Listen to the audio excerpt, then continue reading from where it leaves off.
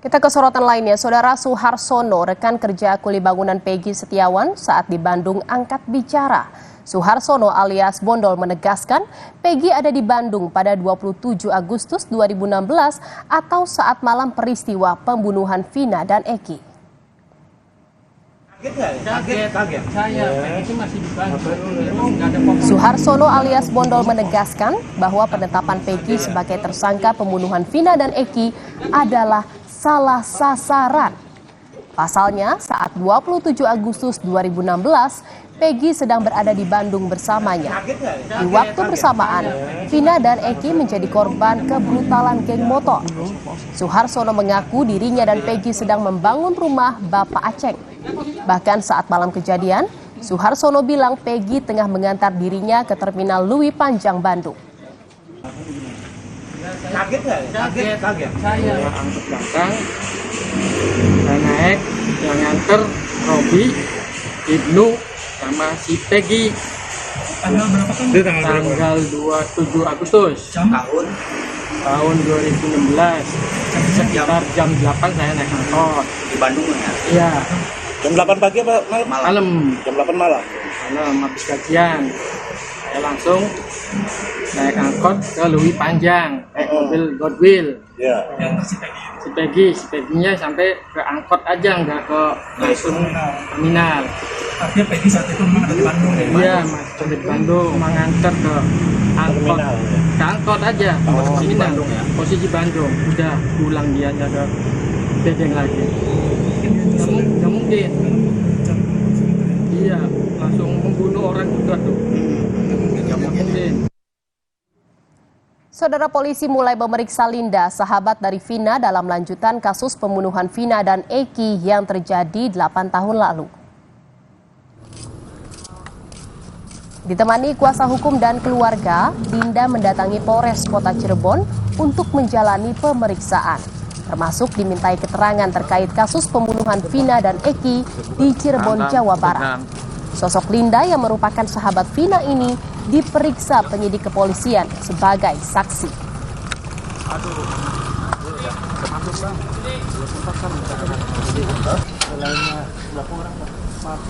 Saudara, rekan kerja Peggy, Suharsono, siap menjadi saksi membela Peggy dan yakin polisi salah tangkap. Dan saat ini sudah bersama kami Pak Suharsono dan juga kuasa hukum Pak Suhartono, Bapak Tony RM, yang sudah bergabung bersama kami di Kompas Malam. Selamat malam Pak Suharsono. Ini rekan Anda Peggy Setiawan yang menjadi rekan Anda menjadi kuli bangunan ini ditetapkan sebagai tersangka oleh polisi, bahkan ditetapkan sebagai otak dari kasus pembunuhan Vina dan Eki. Pak Suharsono ini akhirnya yakin kalau Peggy itu tidak terlibat. Apa yang membuat Anda yakin, Pak? Saya tidak yakin kalau Peggy itu masih ada di Bandung. Kalau itu sih, kalau saya pulang tuh dia cuma nganter saya ke angkot. Dan saya udah angkotnya datang, naik, Peggy pulang lagi sama Ibnu sama Robi. Tuh, sampai di itu tol Cirebon, dengaran tuh banyak orang yang naik, lihat ada kecelakaan tadinya. Terus berapa hari kemudian itu rumahnya Peggy-nya digerebek. Saya main ke rumahnya Peggy. Terus kata ibunya Peggy, pelakunya, kok Peggy? Peggy kan ada di Bandung. Saya pulang tuh. Itu, Bu. Jadi saat kasus pembunuhan Vina dan Eki 2016 itu, di hari itu Bapak bersama Peggy. Bisa dipastikan seperti itu, Pak Suharsono? Itu cuma Peggy sih cuma nganter ke jalan raya. Ke angkotnya aja, dia pulang lagi. Nggak ikut pulang. Itu pulangnya ke Bandung ya, Pak, bukan ke Cirebon? Saya ke Cirebon. Ke Cirebon? Ya, saya ke Cirebon. Kerja di sana cuma 1 minggu. Nggak betah. Jadi saya pulang nggak betah. Arman saya nggak betah. Saya mau pulang, ya nggak apa-apa. Terus diantar sama Ibnu, Robi, sama Peggy ke jalan raya cari angkot. Angkot udah dapet, si Peggy ke proyek lagi sama Ibnu sama Robi. Mbak. Jadi saat itu posisinya memang Peggy ada di Bandung ya Pak ya, bukan di Cirebon. Ya, masih di Bandung sama Parman yang itunya mamangnya. Dengan Parman, Ya, Parman. pamannya Peggy saat itu sedang mengerjakan proyek kuli bangunan di sana ya Pak. Ya, rumah. Buktinya apa Pak kalau Peggy saat itu betul di Bandung saat malam kejadian pembunuhan Vina dan Eki? Kan di sana tuh ada adiknya, ada saudaranya, ada mamangnya. Gak mungkin lah. Saya aja dari Bandung ke Cirebon cuma 4 jam. Gak mungkin Peggy bunuh. Tapi sampai akhirnya Bapak ini tahu kalau Peggy ditangkap polisi dan dijadikan tersangka, ini sebelumnya Bapak kaget atau memang pernah tahu kalau Peggy ini dikejar polisi gitu sebagai DPO? Ya kaget awalnya. Awalnya itu rumahnya digerebek sama Pak polisi. Malam tuh. Terus saya main ke rumahnya, ke ibunya. Bener tak? Ya, ya bener. Saya kaget kan kok Peggy jadinya pelakunya. Kan Peggy kan ada di Bandung, nggak pulang ke Cirebon. Dan ini kan juga ada informasi ya Pak ya, kalau Peggy ini berganti nama menjadi Robi. Padahal sebenarnya Robi itu siapa Pak? Robi itu adiknya Peggy. Jadi Robi dan Peggy ini adalah orang yang berbeda. Beda ya kakak adik. Adik dan kakak. Jadi Peggy ini selama ini tidak berganti nama menjadi Robi ya Pak ya? Enggak. Selain Pak Suharsono nih ada paman tadi Bapak katakan, terus juga ada adik dari Peggy. Apakah mereka juga mau bersaksi bahwa Peggy benar-benar ada di Bandung saat malam kejadian pembunuhan Vina dan Eki? Ya, dia pengen bersaksi untuk membela keadilan buat si Peggy. Ya, jadi memang mau bersaksi, selain itu kan bukan hanya kesaksian tetapi juga bukti-bukti. Apakah sudah disiapkan Pak bukti-buktinya untuk bisa meyakinkan bahwa saat itu di malam itu Peggy bersama dengan paman dan juga adiknya? Ya, boleh saya jawab, Bu? Silakan Pak. Iya. Jadi kalau dalam hukum acara, ya namanya bukti itu kan termasuk keterangan saksi, Bu ya. Jadi Suharsono ini, Bondol ini pada saat di Bandung kemudian pulang ke Cirebon, itu diantar oleh Peggy, oleh Robi, dan oleh Ibnu. Mereka ini ya juga mengetahui kan. Nah, jadi bukti yang akan disampaikan oleh Pak Suharsono ketika nanti dimintai keterangan, baik di Polda, penyidik maupun di pengadilan, maka bukan Pak Suharsono saja yang mengetahui pada saat kejadian itu Peggy berada di Bandung, melainkan ada orang lain ya, di antaranya tadi ada Robi, ada Ibnu ya. Kemudian ada Suparman. Suparman itu adalah pamannya. Dan mereka itu yang kemudian tidur bersama. Jadi setelah ngantar Pak Suharsono ke jalan raya sampai dapat angkot, kemudian Peggy, Robi, dan Ibnu itu balik lagi ke mes proyek. Nah, saya sudah menanyakan kepada Robi, menanyakan kepada Ibnu, membenarkan bahwa memang mereka bertiga balik lagi ke bedeng, ya, mes, ya.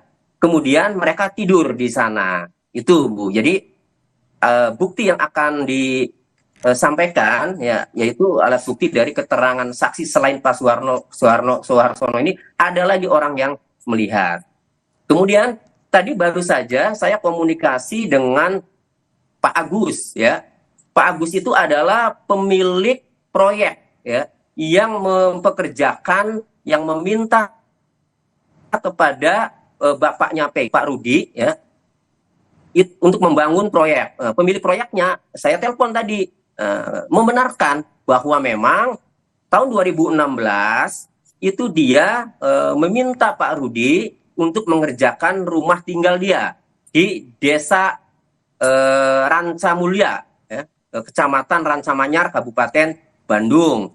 Nah, lalu saya tanya, ingat nggak tanggal berapa waktu itu? Saya ingat Pak, karena itu awal Agustus. Karena dia ingatnya tanggal 13 Agustus itu ibunya itu meninggal, orang tuanya meninggal. Nah, tapi meninggal itu rumah itu sudah jalan katanya. Dia ingat tadi saya tanya itu kan. Nah, kemudian Bapak kenal dengan Peggy. Kalau Robi saya kenal adiknya. Nah, kalau Peggy, nah orang Polda juga sudah memeriksa saya kata dia. Nah, dan ditunjukinlah foto Peggy. Iya, saya tahu ini memang kerja di sini. Nah, itu Bu. Pak Agus selaku orang yang mempekerjakan bapaknya Peggy, dan bapaknya Peggy mempekerjakan kuli-kulinya itu, termasuk Peggy Setiawan. Jadi Pak Tony, memang bisa dipastikan di tanggal 27 Agustus 2016 ini Peggy tidur bersama paman, adik dan juga bapaknya ya di Bandung, sedang mengerjakan sebuah Iya. proyek bangunan. Betul. Jadi 27 Agustus malam setelah ngantar Suharsono Bondol ke jalan raya, Suharsono dapat angkot pulang ke Cirebon, dia balik lagi bertiga, ya, itu tidur mereka bertiga, termasuk sama Suparman. Suparman itu adalah pamannya. Apakah selain Pak Suharsono ini yang mau bersaksi, Robi, Ibnu, Suparman ini juga memberanikan diri untuk bisa memberikan kesaksian ya kepada polisi terkait dengan status Peggy saat ini, Pak Tony? Ya, mereka semua siap karena yang mereka akan sampaikan adalah kebenaran. Jika memang diperlukan, ya, kami ini kan sifatnya mengetahui, ya, kami tidak Pak Suharsono ini belum dapat undangan dari penyidik Polda, apalagi pengadilan kan, belum kan, jauh. Tetapi nanti siapapun yang akan meminta, baik dari penyidik, kalau memang berkenan ya, penyidik kalau memang berkenan, maka siap, semuanya siap, baik Suharsono maupun Robi maupun Ibnu, ya, itu semuanya siap, maupun bapaknya. Kalau bapaknya mungkin ini karena bapaknya membela orang lain lah, ini orang lain kan. Nah, termasuk nanti dari penasihat hukumnya Peggy yang akan menghadirkan saksi yang meringankan bagi Peggy karena mengetahui pada saat kejadian Peggy tidak berada di TKP, siap untuk dimintai sebagai saksi, begitu ya? Yap. Termasuk Pak Agus mungkin yang punya rumah yang sedang dibangun oleh ini, siap bersaksi juga, Pak Tony? Ya, karena beliau sudah dimintai keterangan oleh penyidik Polda, tentu akan kami minta juga, Bu, kalau seandainya dia dituntut, siapa sih temannya kan gitu. Nah, maka penasihat hukum lah nanti yang akan, penasihat hukumnya Peggy yang akan meminta kepada majelis hakim ini kalau sampai lanjut ke sana ya, agar diundang itu saksi-saksi yang memang mengetahui bahwa Peggy berada di sana. Apakah mungkin ada bukti pembayaran pekerjaan Peggy gitu yang dilakukan saat di hari itu gitu Pak, di saat kejadian itu terjadi, ada bukti atau mungkin pembayaran oleh Pak Agus saat itu kepada Peggy yang bisa menguatkan bahwa Peggy saat itu memang sedang bekerja? Ya, kami masih komunikasi untuk menanyakan bukti-bukti atau dokumentasi foto termasuk pembayaran gaji, Bu ya. Kami masih komunikasi dengan Pak Agus, Bu, selaku pemilik proyek. Sudah ada komunikasi atau bertemu dengan kuasa hukum Peggy atau keluarga Peggy, Pak, untuk pembelaan ini? Ya, sudah.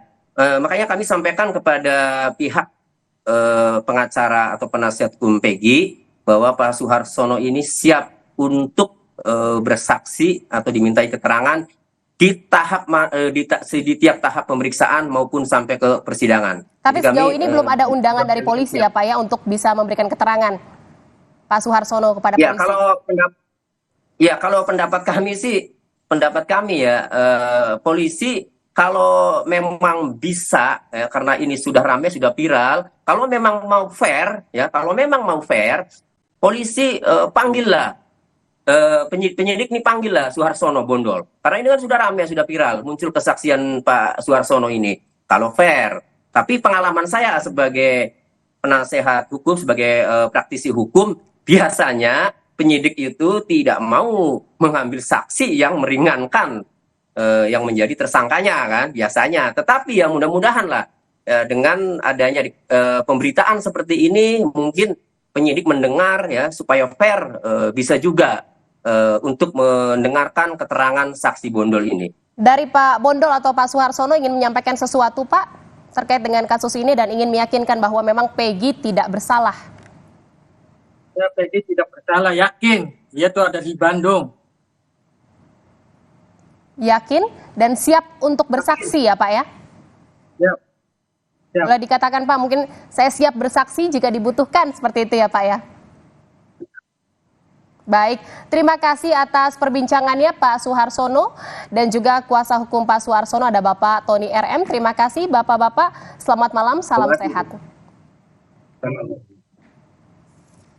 Saudara, Kompas Malam masih akan kembali seusai jeda dengan informasi lain, yakni caleg terpilih DPR Kabupaten Aceh Tamiang dari Partai Keadilan Sejahtera ditangkap polisi terkait kepemilikan narkoba jenis sabu sebanyak 70 kg. Tetaplah di Kompas Malam.